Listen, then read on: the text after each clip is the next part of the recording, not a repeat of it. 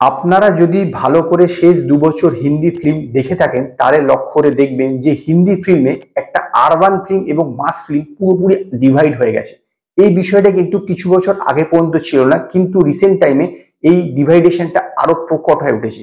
Recent টাইমে ডাঙ্কি এবং fighter অনেকটা ভালো পারফর্ম করেনি, বলতে পারেন আন্ডার পারফর্ম করেছে। সেই তুলনায় দেখবেন এনিম্যাল বা জওয়ান কিন্তু অনেক বেশি ভালো পারফর্ম করেছে। তার কিন্তু মূল কারণ কারণ যে এনিম্যাল এবং জওয়ান মাস সেন্টারে অনেক বেটার চলেছে, কিন্তু এই ফাইটার বা ডাঙ্কি এইগুলো মেট্রো সেন্টারেই ভালো চলেছে, তার বাইরে কিন্তু ভালো একদমই চলেনি। সেই কারণে এই সিনেমাগুলো কিন্তু ভালো পারফর্ম করেনি, কারণ মাস সেন্টার থেকে একটা বড় টাকার রেভিনিউ কিন্তু হিন্দি সিনেমার ক্ষেত্রে আসে।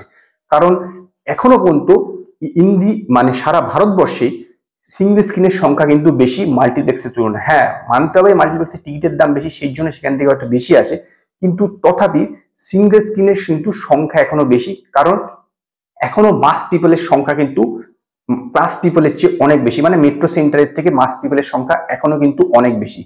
এটা ঠিক যে এই যে জওয়ান বা ফাইটার এরা কিন্তু প্রফিট করে নিয়েছে, তার কারণ নন থিয়েটিক্যাল রাইট বিক্রি করে তারা একটা বড় টাকা কামিয়ে নেয় প্রডিউসাররা, যার ফলে কিরকম যে এটাকে লস বলে সেই জাতীয় লস হয়তো হয়নি, কিন্তু তথাপি যেই রকম পারফর্ম করা উচিত ছিল সেরকম কিন্তু করেনি। যদিও যেটুকু পারফর্ম করেছে তার মূল কারণ হচ্ছে এই স্টার পাওয়ার, মানে ঋত্বিক বা শাহরুখ খান, এদের যে স্টার পাওয়ারের জন্য আজকে তবুও ডাঙ্কি 200 কোটি টাকার উপরে বিজনেস করেছে এবং ফাইটার 200-র কাছাকাছি 175-76 কোটি টাকা অলরেডি বিজনেস করে ফেলেছে। তার কারণ হচ্ছে শুধুমাত্র স্টার পাওয়ারের জন্য।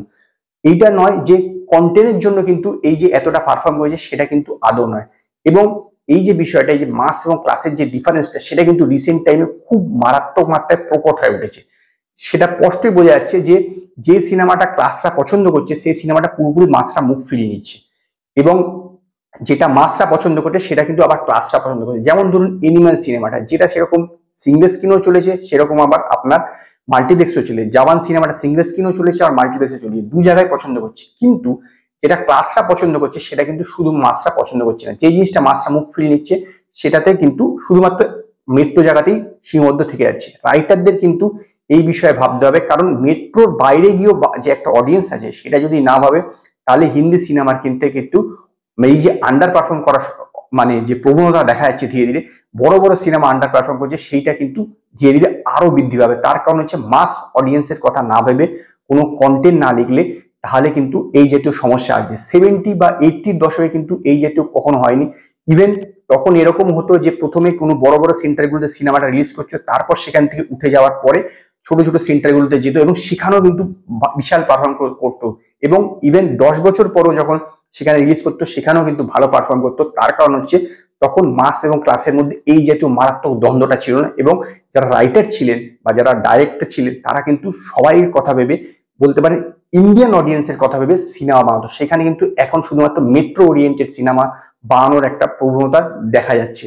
রিসেন্ট টাইমে নস্টালজিক ফিল্ম ফেস্টিভ্যাল করেছিল यश राज ফিল্ম, যেখানে তারা ডিডিএলজি, ডার, মোহাব্বতে, দিল তো পাগলে, রব নে বানা দি জোড়ি, বীর জারা, শাহরুখ খানের যে সব সুপারহিট সিনেমাগুলো তারা এখানে দেখিয়েছিল, সেইটা কিন্তু একটা অডিয়েন্স নয়, আমি বলতে চাইছি মানে ডাইরেক্টরদের কাছে বা রাইটারদের কাছে কিন্তু একটা সংকেত যে এই সব সিনেমাগুলো কিন্তু কিছুদিন আগেই হয়েছে এবং সেগুলো সুপারহিট হয়েছে, এবং মাস এবং ক্লাস মেট্রোর বাইরেও বহু রকম হিট হয়েছে।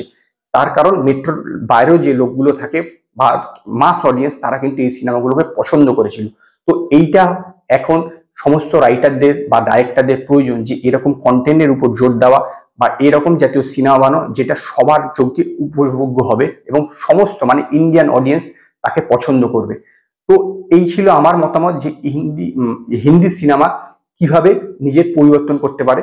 তো আপনাদের কি মতামত সেটা আপনারা কমেন্টে জানান। যদি আপনাদের এই ভিডিও পছন্দ হয় তো লাইক করুন, কমেন্ট করুন, শেয়ার করুন, আর নতুন নতুন আপডেটের জন্য আমার চ্যানেলকে সাবস্ক্রাইব করুন।